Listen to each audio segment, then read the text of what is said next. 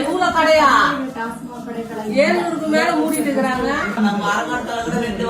Railway station இருக்கு, இங்கதான் இருக்குன்னா கொஞ்சம் தள்ளி அந்த வழியில போக முடியாது. அங்க ஒரு கடை இருக்கா, அது மட்டும் இல்ல பஸ் ஸ்டாண்ட்ல மெயின். ஏன்னா லேடிஸுங்க ஜென்ஸுங்க மக்கள் கூட்டம் வந்து அங்க நிறைய இருக்கும். நம்ம அரக்கோணத்துல மெயின் பஸ் ஸ்டாண்டு, அங்கே வந்து கடையை மூடி இருக்காங்க.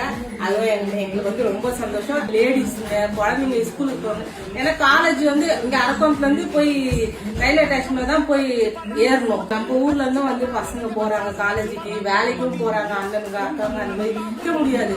அவங்க ஒரு ஆட்டோ நின்னா கூட ஆட்டோ எடுன்னு சொல்லுவாங்க. சொன்னீங்க இல்ல உங்க அண்ணனுக்கு தான் தெரியும் அரசியலை பத்தி. ஒரே நாள்ல சிஎம் ஆனா எங்க அண்ணன் 2 நாள்ல ஒருக்கும் மேல மக்களுங்க கூடி இருக்கிற இடத்துல மது கடை இருக்கக்கூடாது.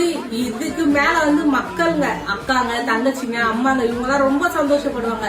ஏன்னா ஐயோ நம்ம வீட்டுக்கார வேலைக்கு போறாரு, காசு கையில எடுத்து கொடுக்க மாட்டேன்றாரு, ஃபுல்லா சம்பாதிக்கிட்டு போய் குடிச்சிட்டு வந்துட்டு குழந்தைங்க வீட்டுல பட்னியா கிடக்குது. அந்த மாதிரி இருக்கு. அவங்களுக்கெல்லாம் வந்து ரொம்ப சந்தோஷமா நிம்மதியா இருக்கும்.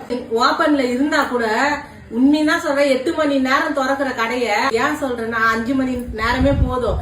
அதனால சம்பாதிக்கிறது எல்லாத்தையும் எடுத்துன்னு போய் அங்க கொடுத்துடுறாங்க. எல்லாமே பொம்பளைங்க வந்து தாலியில இருந்து ஒருத்தவங்க மனமுக்குள்ள மூக்குத்தி கூட இல்லாத கஷ்டப்படுறாங்க இந்த குடியால. சம்பாதிக்கிறது குழந்தைங்களுக்கு ஒரு பசிக்கு இல்ல, படிப்புக்கு இல்ல, பால் செலவுல எதுவுமே இல்லாத எடுத்துன்னு அந்த ஒயின் ஷாப்ல வச்சிருக்காங்க. ஜென்ஸுங்க வந்து குடி இல்லாத வீட்டுல நிம்மதியா இருக்காங்க. பொம்பளைங்க குடிக்கிறவங்க வீட்டுல அடி தடியில் அந்த மாதிரி சண்டை தான் நான் செய்வேன்.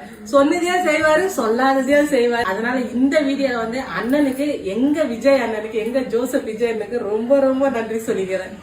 எங்க அண்ணன் என்ன செய்ய முடியும் நீங்களே செஞ்சுட்டாரு பாத்தீங்களா.